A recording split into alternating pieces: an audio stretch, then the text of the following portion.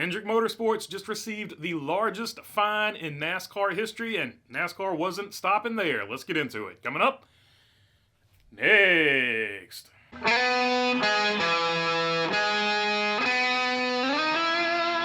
What is going on, everybody? Hope you're doing good today. Let's jump right into it and look at those fines that Hendrick got, the biggest in the sport's history, financially at least.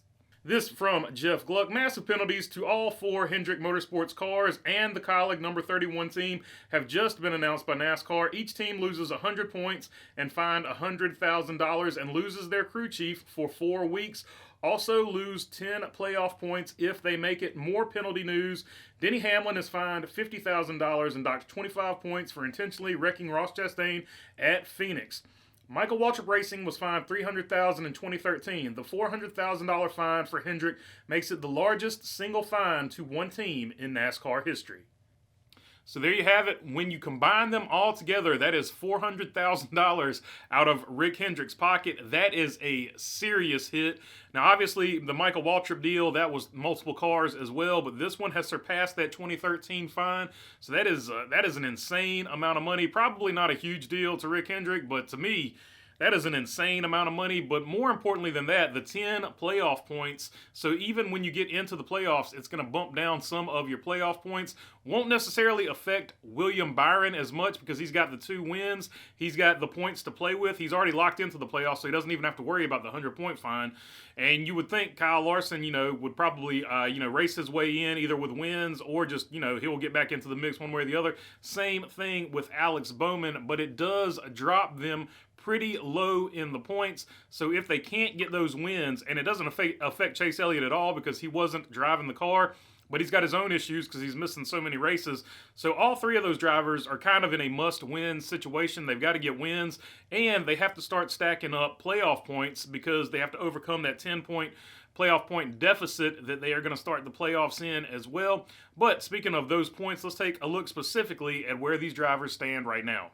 Alex Bowman goes from the points lead to 27th, just 5 points ahead of Chase Elliott, who missed 2 races and has minus 10 playoff points. William Byron is 32nd in points, now has just 3 playoff points.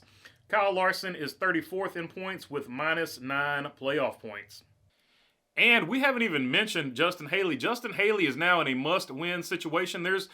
I guess technically, mathematically, they could really get aggressive with stage points and things like that, and if they really wanted to mathematically just nerd their way into this, I don't know. I don't even know if that would work. I personally think they're in a must-win situation because he sits at minus 40 points for the season.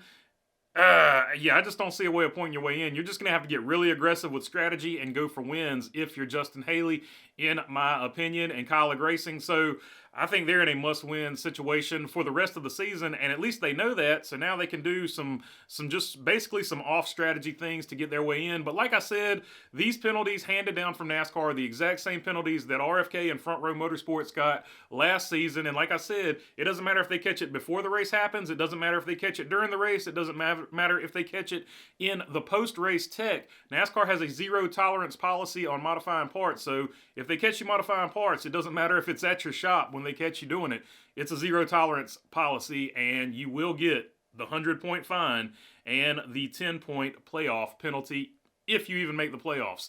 So it is a stiff fine either way, but put almost $500,000 in fines to Hendrick Motorsports and $500,000 in fines handed out altogether to the Chevrolet teams. So big blow for them. But NASCAR wasn't done there. Wait, there's more.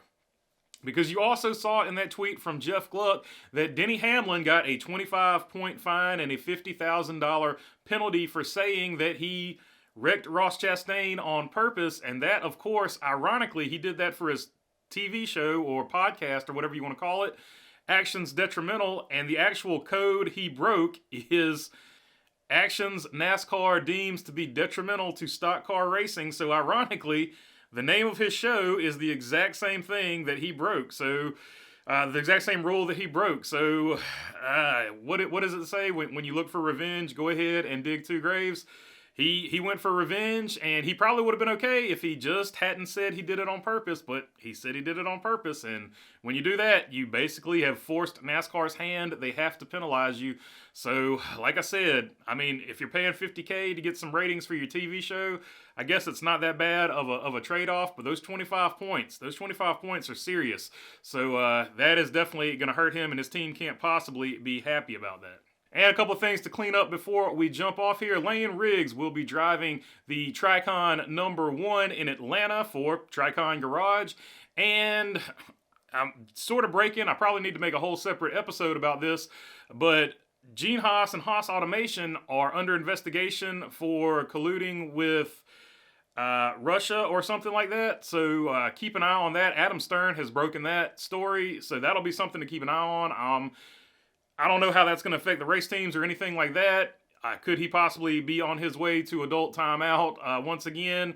That'll be something that we have to look at. So that just broke like right as I was doing this one, or at least I saw it right as I was doing this one. So I'll have to investigate that one further, but just I guess be aware of that. I don't know if that's going to affect the F1 team.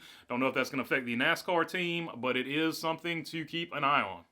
And that is all I've got for you on this one. If you made it this far, feel free to subscribe down below. All your subscriptions mean a lot to the channel, and it helps out a whole lot, so I really appreciate them. If you're already subscribed, you know I really appreciate you guys as well. If you got a comment, question, or anything like that, leave it in the comment section. I try to get to as many of them as I can, and other than that, thanks for your time.